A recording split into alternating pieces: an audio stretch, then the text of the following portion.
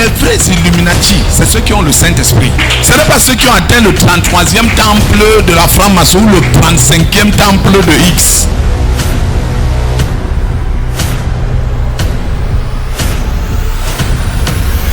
Mais en réalité, ils sont en train d'implémenter ce qui appartient à l'église. Parce que quand tu te retrouves au sommet, c'est qu'à partir du sommet, tu es la lumière. C'est ce qu'eux ils appellent Illuminati. Les vrais Illuminati, c'est ceux qui ont le Saint-Esprit. Ce n'est pas ceux qui ont atteint le 33e temple de la franc-maçon ou le 35e temple de X. C'est ceux qui ont l'Esprit de Dieu en eux. Parce que quand ils se placent au sommet, on manque de toute la terre. C'est pour ça que si tu as une vie chrétienne où tu n'as jamais fait une nuit de prière seul, tu as un problème. Je ne te dis pas avec ton mari, je dis seul. Ça veut dire que tu réussis une nuit de prière où tu commences de 20h à 6h. Tu es seul. Tu atteins une dimension. Est-ce que vous savez que c'est ici que Jésus téléchargeait les guérisons qu'il venait verser dans la foule? Parce que lorsque tu es continuellement en intimité avec Dieu, la présence des hommes ne t'influence pas. Qu'ils t'aiment ou qu'ils ne t'aiment pas, ça ne te scandalise pas. Quand on te met à l'écart, c'est qu'on t'a permis d'avoir une dimension d'intimité. Les frères de Joseph l'ont mis à l'écart et l'ont retrouvé gouverneur.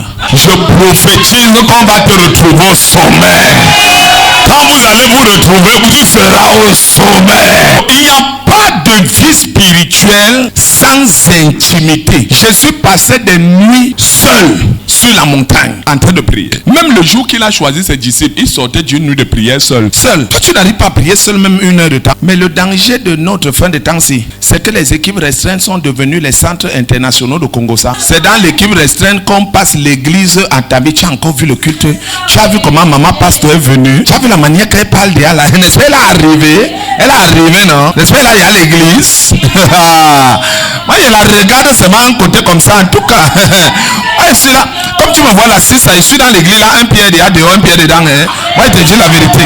Plus tu montes avec Dieu, plus Dieu te donne des responsabilités exclusives. Et vous savez, dans l'équipe restreinte, Jacques, Pierre et Jean, les trois ont dirigé les trois couloirs de leadership de l'église. Pierre est devenu le chef de l'église. Jean a eu la révélation finale de l'église, l'Apocalypse. Et Jacques est devenu le président du conseil de l'église de Jérusalem. On n'arrive pas à un certain sommet et on a les bénédictions générales. Plus tu montes avec Dieu, plus Dieu te donne des responsabilités exclusives. C'est Jacques, quand l'église de Jérusalem se réunissait, quand les pierres on les convoquait pour dire tu allais se connaître, tu allais marcher faire quoi là-bas. La personne qui tenait la réunion là, le patron de cette réunion là, c'était Jacques. Donc eux ils étaient là pour protéger l'église des doctrines. Donc Jacques était au sommet, on lui a remis la direction de Jérusalem. Pierre était au sommet, on lui a donné la clé. Jean est au sommet, il a eu la dernière révélation apocalyptique. Judas n'est jamais allé là-bas. Arriver dans l'équipe des disciples ne suffit pas.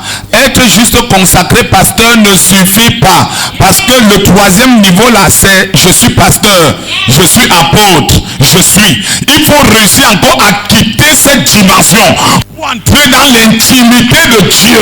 Parce que si ce n'est que s'arrêter là, ton histoire peut disparaître.